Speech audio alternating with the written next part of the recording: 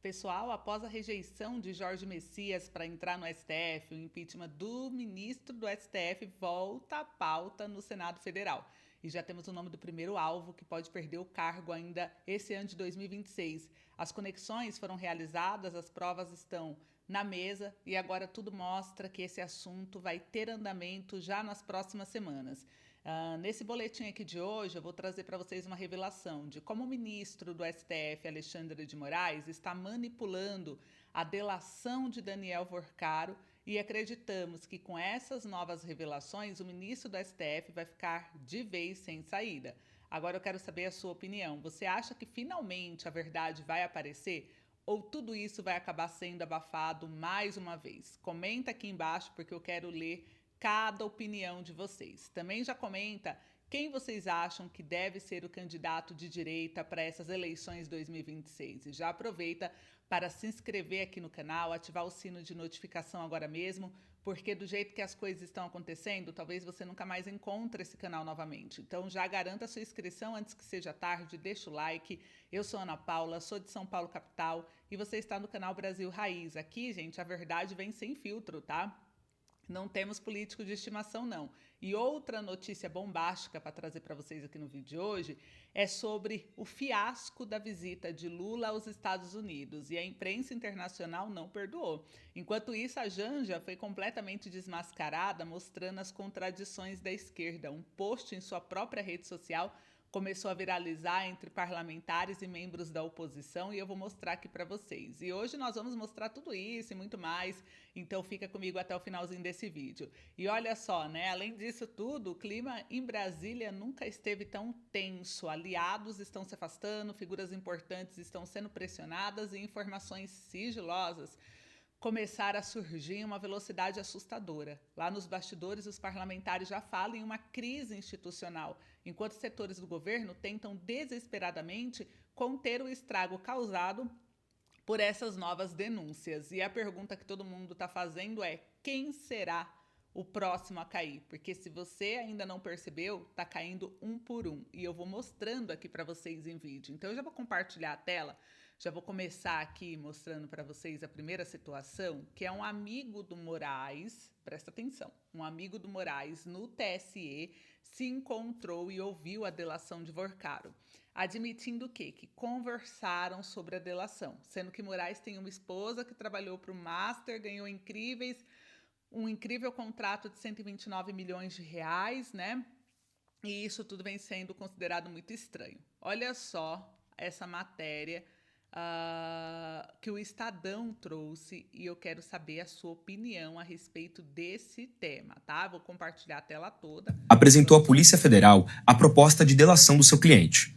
E na manhã seguinte, se encontrou com o ministro do Tribunal Superior Eleitoral, Floriano Marques. Mas sabe o que é mais curioso nessa história? Floriano é um dos principais aliados do ministro do STF, Alexandre de Moraes. O Estadão flagrou o encontro dos dois na manhã desta quarta-feira num famoso hotel aqui em Brasília e também conversou com o ministro, que admitiu ter conversado sim sobre delação. Mas, segundo o ministro, foi uma conversa superficial e ele não fez nenhum tipo de pergunta. Uma das principais dúvidas que pairam sobre a delação de Vorcaro é quais informações adicionais ele apresentará à Polícia Federal que não estão expostas ali no seu celular, que já foi completamente devassado pelos investigadores. Existe uma expectativa enorme de que ele esclareça, forneça mais detalhes sobre qual é a relação dele com os ministros do Supremo Tribunal Federal, especialmente Alexandre de Moraes, cuja esposa, Viviane Barça de Moraes, assinou um contrato milionário com o Master. É por esses motivos que o encontro de Juca, advogado de Vorcaro, com um grande aliado do ministro, Alexandre de Moraes, levanta dúvidas. O que foi tratado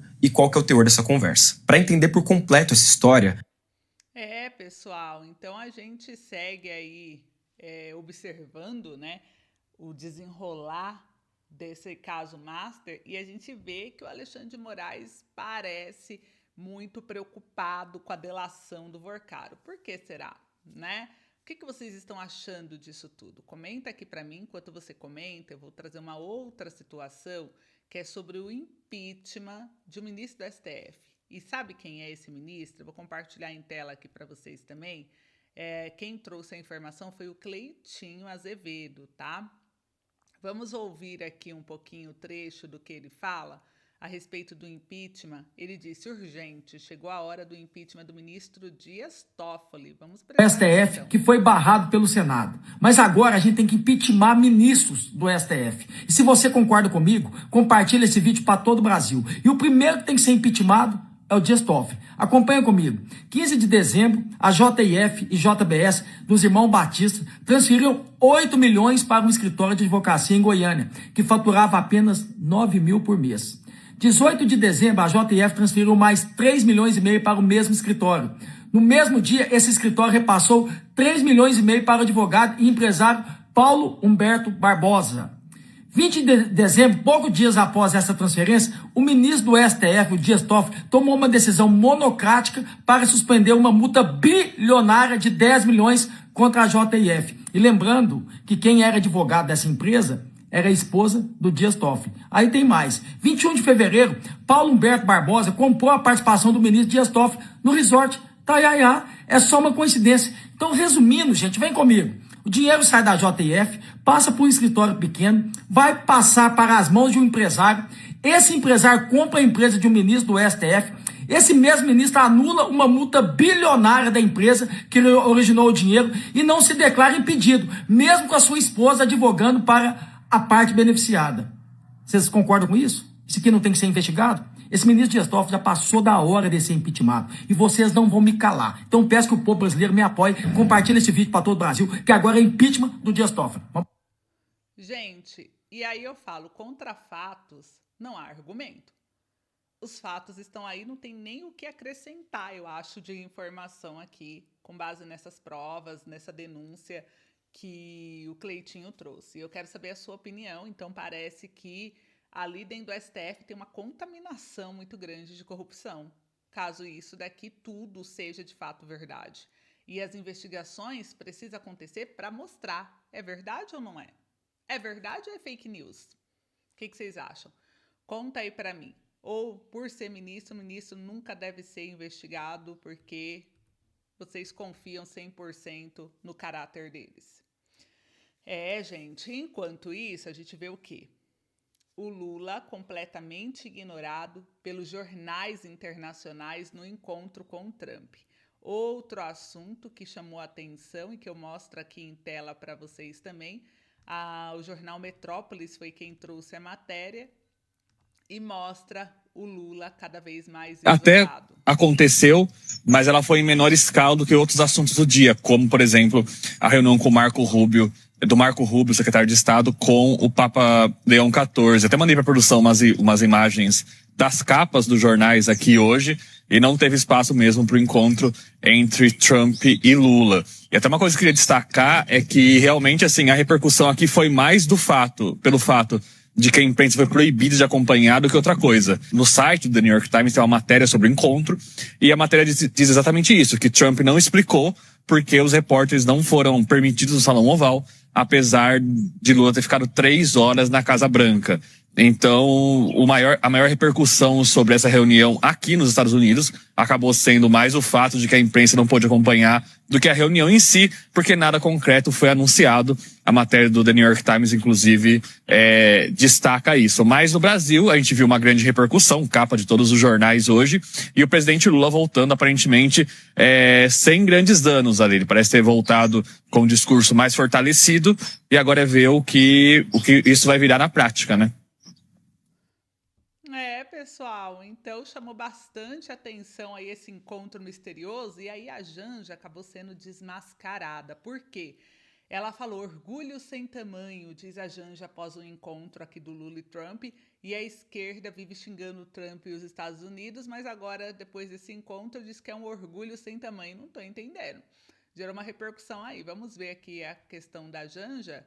Quem trouxe a matéria foi o jornal Poder 360, eu vou compartilhar aqui ao lado para a gente poder entender.